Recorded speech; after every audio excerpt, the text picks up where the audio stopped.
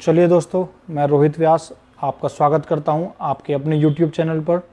और मैं आज आपको बताने वाला हूं कि हैंड वॉश आप कैसे बना सकते हैं और हैंड वॉश बनाने के लिए आपको किस किस केमिकल की रिक्वायरमेंट होती है। दोस्तों जो केमिकल इसमें रिक्वायरमेंट होती है वो आपका सबसे पहले वाटर आपको चाहिए, उसके बाद SLES आपको चाहिए और कोको बेटाइन आपको चाहिए, ग्लिसरीन चाहिए, सॉल्ट चाहिए आपको, पर्ल पाउडर चाहिए, कलर चाहिए और आपको परफ्यूम चाहिए जो कि ऑयल बेस्ड होना चाहिए। दोस्तों अब मैं आपको बताता हूं कि 1 लीटर हैंड वॉश बनाने के लिए आपको कितने कितने केमिकल्स की आपको ज़रूरत पड़ने वाली है। दोस्तों अगर हम 1 kg आपका हैंड वॉश बना रहे हैं तो हैंड वॉश में हमें जो केमिकल्स चाहिए और जिस रेशो में चाहिए उसके बारे में हम आज बात करने वाले हैं। और जो ये फार्मूला है, इस फार्मूला को पूरी तरीके से जानने के लिए आप मेरा पूरा चैनल देखें दोस्तों, पूरा वीडियो देखें। और मैं आपसे ये एश्योरेंस देता हूँ कि आपको इस वीडियो को देखने के बाद प्रैक्टिकल की भी ज़रूरत आपको नहीं पड़ने वाली है। मैं बड़े ब्रीफ में आपको और एक एक चीज़ क्लियर करने वाला हूं कि आपको कैसे हैंड वॉश बनाना है। दोस्तों सबसे पहले आपको एक बीकर में वाटर लेना है और वाटर जो होगा आपका वो 550 ग्राम होगा, 550 ग्राम। और दोस्तों इसके बाद आपको SLES लेना है और SLES जो होगा आपका, आप IGL का या गोदरेज का ले सकते हैं।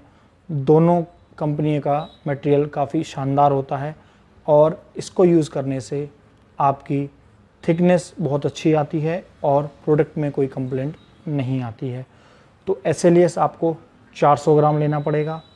आपको वाटर में SLES डालने के बाद उसको धीरे धीरे से स्टिर करना रहेगा। और इसके बाद आपको कोको बेटाइन चाहिए जो कि 20 ग्राम आपको चाहिए और उसको आप धीरे धीरे से मिक्स कर लेंगे। और इसके बाद आपको ग्लिसरीन की ज़रूरत पड़ने वाली है जिसका रेशो रहेगा 5 ग्राम। और दोस्तों कोको बेटाइन को मिलाने के बाद आपको सॉल्ट की ज़रूरत पड़ेगी। सॉल्ट आपका नॉर्मल रहेगा जो मार्केट में अवेलेबल होता है और खाने वाला होता है। इसमें आप कोई बड़े ब्रांड की आपको कोई आवश्यकता नहीं है कि आपको टाटा का चाहिए या कोई और महंगा नमक चाहिए।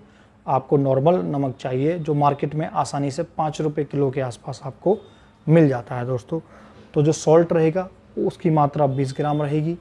अब आपको ये देखना है कि हैंड वॉश आपको ट्रांसपेरेंट बनाना है या फिर उसमें शाइनिंग चाहिए और वाइटनिंग चाहिए। शाइनिंग और वाइटनिंग के लिए आपको पर्ल पाउडर की ज़रूरत पड़ने वाली है और पर्ल पाउडर आपको जो चाहिए उसमें 1 ग्राम आपको चाहिए। तो दोस्तों अब इन सभी चीज़ को मिक्स करने के बाद आपको कलर चाहिए। कलर आप अपने अनुसार कोई भी ले सकते हैं, जैसे कि आपको ग्रीन हैंड वॉश बनाना है तो ग्रीन कलर आप ले लें, और रेड बनाना है, पिंक बनाना है या डिटॉल में बनाना है या ऑरेंज में बनाना है, वो आप अपने अकॉर्डिंग कलर चूज़ कर सकते हैं। और कलर की जो मात्रा रहेगी वो रहेगी 0.1 ग्राम।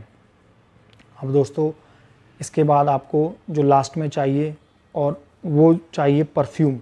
परफ्यूम आपका ऑयल बेस्ड होना चाहिए, वाटर बेस्ड नहीं होना चाहिए। अगर आप ऑयल बेस्ड यूज़ करेंगे तो आप उसको आसानी से डिज़ोल्व कर पाएंगे। दोस्तों जो ऑयल आपको चाहिए, ऑयल बेस्ड परफ्यूम जो आपको चाहिए वो आपको 2 ml चाहिए।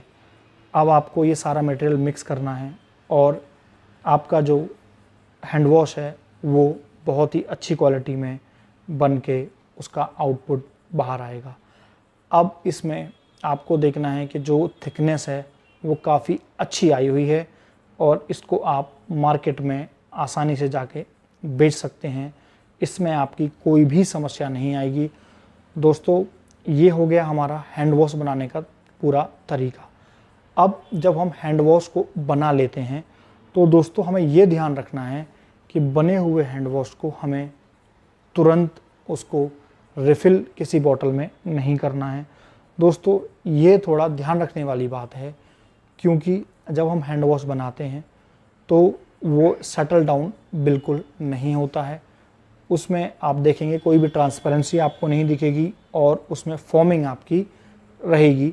उसको आप पूरा सेटल डाउन होने दें, और जो मैं आपको रिकमेंड करता हूँ वो कम से कम आप 24 आवर्स उसको ऐसे ही रहने दें, और 24 आवर्स के बाद सेटल होने के बाद आप हैंड वॉश की रिफिलिंग शुरू करें। दोस्तों अब मैं बताता हूं कि हैंड वॉश और भी हम फॉर्मुलेशन से बनाते हैं, उसमें क्या क्या मार्केट में हमें चैलेंज आते हैं, क्या क्या प्रॉब्लम्स आती हैं।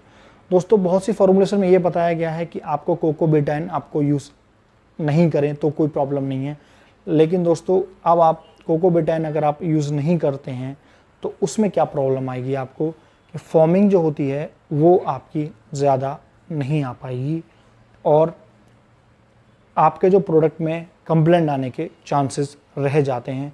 तो दोस्तों जो मैंने आपको ये फार्मूला बताया है ये बहुत अच्छा है, शानदार है। आपको ये यूज़ करने के बाद किसी भी दूसरे फार्मूले की तरफ जाने की कोई भी आवश्यकता नहीं है। अब ये बताऊंगा कि ग्लिसरीन का इसमें क्या रोल रहता है और ग्लिसरीन हमें क्यों यूज़ करनी चाहिए। दोस्तों ऐसे तो अगर ग्लिसरीन हम यूज़ ना करें तो उसका कोई ज़्यादा फ़र्क नहीं पड़ता है, लेकिन फिर भी अगर हम ठंड के टाइम पर इसको हम हैंड वॉश को यूज़ कर रहे हैं तो हमारे हाथ में एक रफनेस आ जाती है। उस रफनेस को ख़त्म करने के लिए हम ग्लिसरीन यूज़ करते हैं, लेकिन कभी कभी बहुत से मैन्युफैक्चरर कॉस्टिंग कम करने के लिए ग्लिसरीन का यूज़ नहीं करते हैं, लेकिन मैं आपको रिकमेंड करता हूं कि आप ग्लिसरीन का यूज़ करें, क्योंकि हमें प्रोडक्ट के साथ कोई कॉम्प्रोमाइज़ नहीं करना है। अब बात करेंगे पर्ल पाउडर की कि पर्ल पाउडर हमें क्यों डालना चाहिए। दोस्तों वैसे इसकी कोई आवश्यकता नहीं है, आप इसको ना भी इस्तेमाल करें तो कोई इशू नहीं है, लेकिन कुछ मार्केट की एक डिमांड होती है कि उन्हें पर्ल पाउडर, एक पर्लनेस हैंड वॉश चाहिए जिसमें शाइनिंग हो और एक वाइटनिंग उस प्रोडक्ट में आ जाए। अगर आप पर्ल पाउडर का इस्तेमाल नहीं करेंगे तो आपके हैंड वॉश की क्वालिटी में कोई भी प्रॉब्लम नहीं आएगी, उसका क्वालिटी से कोई मतलब नहीं होता है। केवल पर्लनेस चाहिए उसमें, मीन्स शाइनिंग आपका ज़्यादा हो जाती है और एक वाइटनेस आ जाती है। जैसे हम एक रेड कलर को हम यूज़ कर रहे हैं तो रेड कलर में अगर हम पर्ल पाउडर डाल रहे हैं तो उसकी जो शेड होती है वो पिंकिश शेड हो जाती है और एक वाइटिश पिंकिंग आपकी शेड आ जाती है। तो दोस्तों थोड़ा देखने में अच्छा लगता है और किसी मार्केट की ये डिमांड होती है, इसलिए हम उसको डालते हैं। अब बात करता हूँ कि वाटर बेस्ड जो होता है आपका जो परफ्यूम होता है, या मीन बोलेंगे ऑयल बेस्ड जो होता है, उसको क्यों यूज़ करना चाहिए।